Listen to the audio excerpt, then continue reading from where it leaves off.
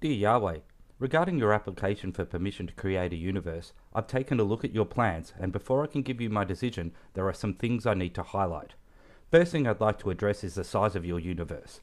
If I'm reading this correctly, you're building hundreds of billions of galaxies, each with hundreds of billions of stars. However, you plan on putting life on only one planet. Although I can understand that such a universe would look spectacular, I'm concerned at the waste of materials that your proposal would generate.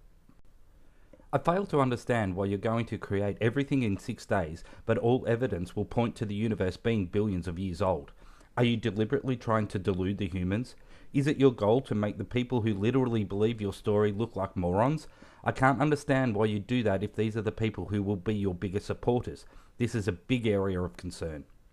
As Earth is the only planet on which you plan to place life, I'll concentrate the rest of my review there. You're starting with just 2 people, though leaving evidence that evolution is actually responsible for the diversity of life.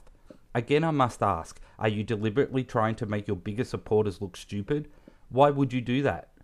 Regarding your original 2 people, it seems you plan on tricking these people, with a talking snake I might add, into eating from the tree of knowledge of good and evil, even though you don't actually want them to. You're then going to cast them out of this Garden of Eden for doing this. I hate to sound rude, but are you crazy? If you don't want them to gain knowledge of good and evil, why put the tree there in the first place? What's wrong with you? Then, you plan on labeling all humans from this point on as sinners because of this one event, this original sin in their past. Do you understand the descendants of these people had no control over this event? More on that later. Moving on a little. After a few generations, you're flooding the entire planet. Again, I need to ask, what's wrong with you? You seem to fail to understand these people are going to behave as you created them. It is completely insane to wipe out the planet when the people are as you intended them to be. You have foreknowledge, remember? Why create these people if they're going to be so sinful that you will then feel the need to wipe them out? I don't think you've considered this at all. Then, to continue on with the human race, you're going to save some bloke called Noah and his family. You're going to have him load millions of animals onto a boat, 7 pairs of each kind of clean animal and 1 pair of each kind of unclean. I've seen the dimensions you propose for this boat. It's simply not going to work. He's going to need a bigger boat. At this point I will need to skip forward a bit because, well, to put it bluntly, your plan involves an incredible amount of nonsense, and I simply don't have time to address each and every issue I've found in your submission.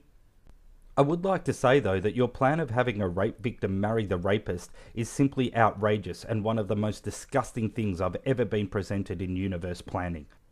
I saw too that you include a guide for people regarding how much they can beat their slaves. I'm struggling to understand how you can plan on being a god of your own universe yet still think that slavery is an acceptable idea. I'm sure you were aware this was coming. We need to have a talk about this Jesus character. So many problems here. Not the least of which is that you're going to go to Earth, but not as you, as your son. Then you will sacrifice yourself as your son to yourself as God to save people from you. You are joking, right? First of all, you wipe out the planet with a flood. Then the humans go bad again, and you want to save them with human sacrifice? I'm really not sure how you can expect people to take this plan seriously. You say that Jesus will die for the human sins, but again, you seem to completely fail to understand that you are creating all these humans with sin to begin with. This is amateur hour, to say the least. You say that for humans to come to you in heaven once they die, they will have to accept you, but as Jesus, as their Lord and Saviour. However, I've looked at the numbers, and by the year they call 2014, only 2 in every 7 humans on Earth will believe the Jesus story. I cannot highlight the significance of this enough. You are starting what is essentially a cult of human sacrifice in order to have humans saved from sins which, as previously mentioned, they didn't commit. This is just preposterous. I can see why so few humans are going to be convinced by this story. It's completely asinine. And for this imagined crime of not being able to believe this ridiculous story, your plan is to sentence these humans by the billions to eternity in hell. How can you claim to be an all-loving God and condemn billions of these humans you claim to love to eternity in hell? I'm staggered. I highly recommend you have a cup of tea and a sit down. This leads me to my next point. You state that you want to be known as an all-loving, all-powerful, all-knowing God, yet no aspect of your plan points to this being the case. All-loving. As previously stated, billions of people will end up in hell under your plan.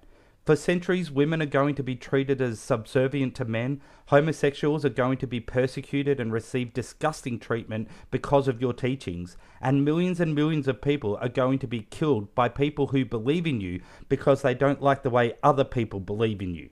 How can you expect to be considered all-loving? All-loving, but conditions apply, perhaps. All-powerful. First, Satan. How do you expect to be considered all-powerful when you allow a nemesis, which you created, to have control over people? Your plan involves Satan bringing people to evil and having them do things you'd rather them not do. It seems pointless to point out to you that an all-powerful God would defeat this Satan character in an instant if he didn't want him doing these things. But what's worse is that you know this is going to happen. You needn't defeat him. You just needn't create him in the first place. Why have him in your plan at all? You plan to allow evil and tragedy, but do nothing about it. Your plan has you nowhere near all-powerful. All-knowing. You expect to be considered all-knowing, but you make mistakes. You're twice going to set in motion plans to right the wrongs of the humans. You're going to send humans to hell knowing in advance what sins they're going to commit and knowing that billions of them won't be able to believe your story. Your plan also involves you being tricked by Satan. You're going to kill Job's children, kill his livestock, then you're going to torture Job, and you're going to tell Satan that he, Satan, caused you to move against Job without cause. You know this is going to happen because it's part of your plan, yet you're going to try the devil made me do it excuse. I cannot for a single moment understand how you would think any reasonable person would consider you all-knowing if you're going to claim to be tricked when it's all part of your plan. Yahweh, your plan is atrocious. You're going to sit idly by while children are raped, yet intervene on earth to allow already millionaire sports people become richer by helping them win sporting events. You're going to allow millions of children to starve to death while accepting praise from privileged people sitting down to meals that are essentially feasts. You're going to send millions of genuinely kind, caring, honest people to hell because they can't accept the Jesus story, whilst allowing lifelong thieves, pedophiles, rapists and murderers into heaven if they accept Jesus and are saved. You are going to send natural disasters to earth, killing tens, hundreds, thousands, and on occasion millions of people at a time, so you can be praised for sparing one life. You're going to provide absolutely nothing a critically thinking person could accept as evidence you exist, and then demand that they believe in you anyway. I could go on and on about how ridiculously bad this plan is, but I have neither the time nor the inclination. Yahweh, it's not going to come as a surprise, but your submission is terrible. Your application to create a universe is, without reservation, denied.